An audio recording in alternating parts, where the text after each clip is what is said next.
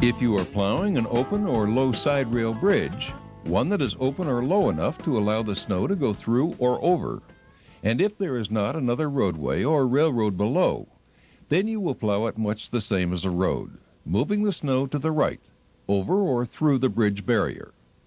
However, if there is a railroad or a road below, or if the bridge has high closed barriers on each side, then you are going to have to plow it differently than a road. You have to go slower to avoid throwing the snow over the bridge and onto any traffic or tracks below. And instead of moving the snow to the right, set the plow straight or nearly straight and move the snow to the end of the bridge. That way, you don't end up with snow piled along the barrier. That's important, because if the snow builds up along the barrier, it can form a ramp, and a vehicle could go up over the barrier and off the bridge. So, for bridges with high closed barriers, plow straight and slow.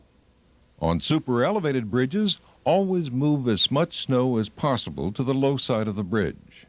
That prevents snow on the high side from melting and then refreezing into ice as it flows across the bridge to the low side. Whenever you go on and off a bridge, you must make certain that the angle of your blade is not parallel with the expansion joint.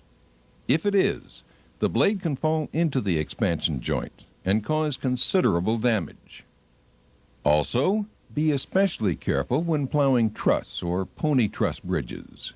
Hitting a truss with a plow can also cause damage. As you already know or will quickly become aware of, bridge decks tend to ice up before the roadway, so use caution whenever plowing a bridge.